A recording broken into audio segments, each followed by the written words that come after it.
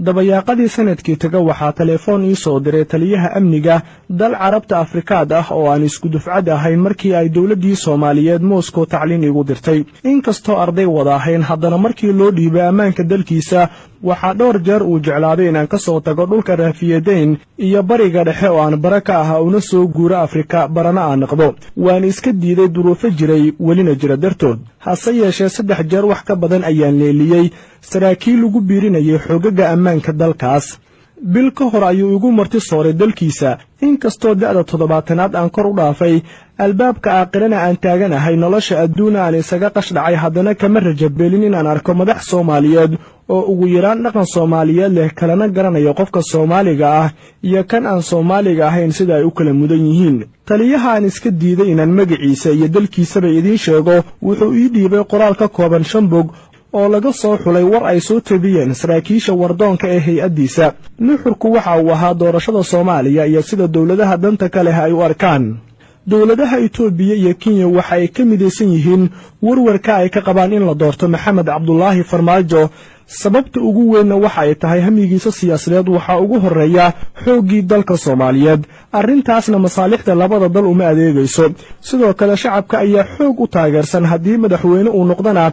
waxaa suuragal ah inuu ka faa'iideysto taageerada shacabka una sahlaysa in dawladdiisu ay bedesho aragtida xoogaga mayalka adag dawladda Imaaraadka waxay ku dadaalaysaa musharaxiinta daarood si Farmaajo looga hor istaago labada xil ee ugu sareysa dalka haddii xukunka uu qabto way adkaanaysaa in Imaaraadka Carabtu gacan ku yeeshaan maamulka ciidanka xoogga dalka Soomaaliyeed sida Masar si loola dagaalamo dhaqdhaqaaqa Ikhwaanul Muslimiin al-Islaax oo dhinaca waxbarashada awood ballaaran ku leh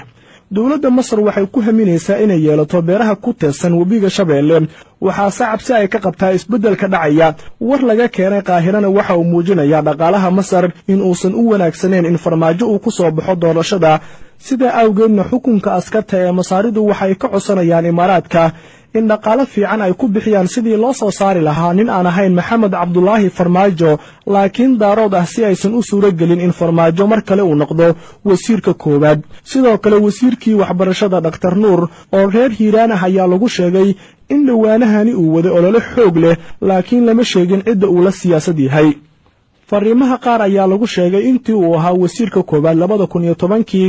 waxaa ka mid ahaa qorshihiisa in la xakameeyo cuntooyinka la soo dhoofsado lana kobciyo suuqna loo yeelo kuwa dalka laga soo saaro iyadoo la hirgelinayo warshado yaryar oo saamilay Soomaali ah ay leeyihiin haddii qorshahaas uu la yimaado mar kale waxa adkaan doonto rajada ay Masar ka leedahay Hiiraan iyo webiga Shabeelle beeraha ku yaal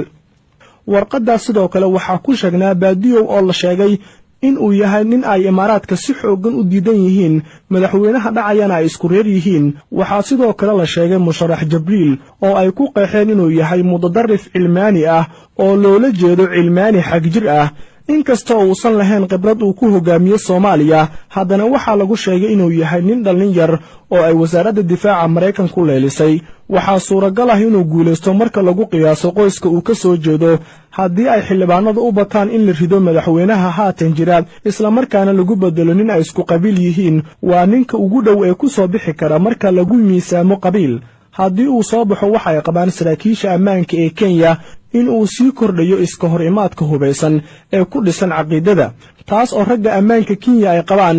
in kaalin fiican ay ka qaadan karto geedi socodka Kenyaynta Kismaayo taas oo ay rabaan inay dhacdo saraakiisha Kenya 25 sano ee soo socota fariimaha Imaaraadka waxaa xoog loo adeegsaday ereyga faragelinta qaawan ee Turkiga inaan loo ogolaan Soomaaliya iyo ka faa'iideysiga suuqa Soomaaliya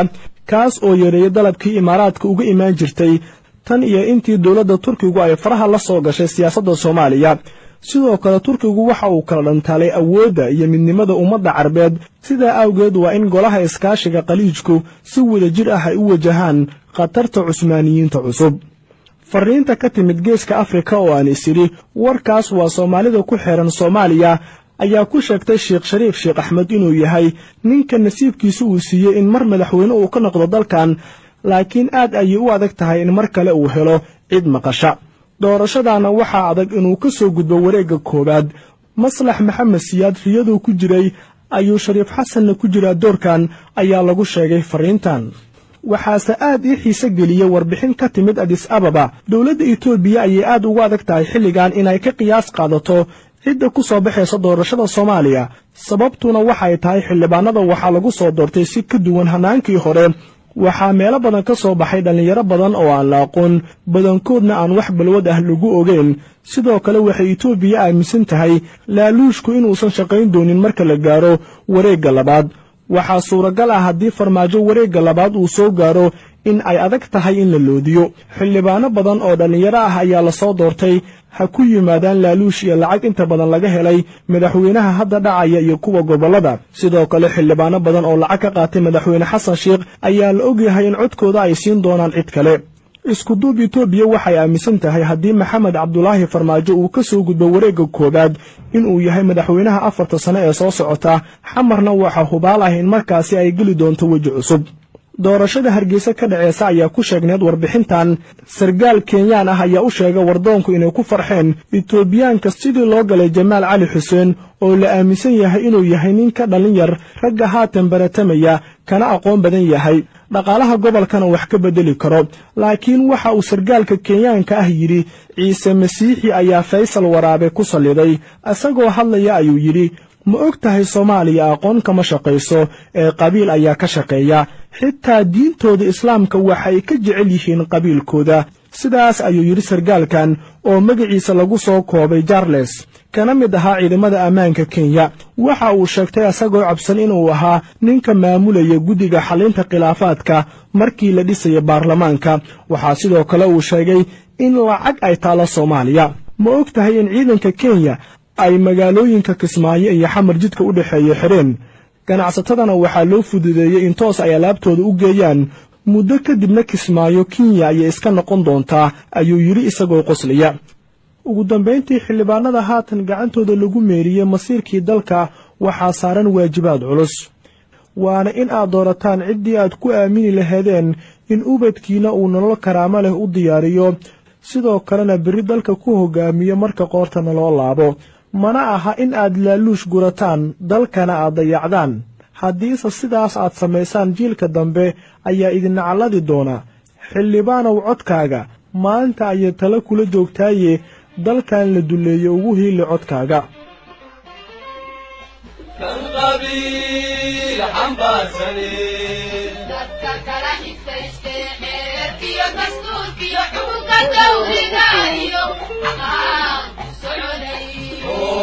هذا الوينا عندك في كلي ومن قرك من أيوه الجبال من نغفرون الجبال من نغفرون.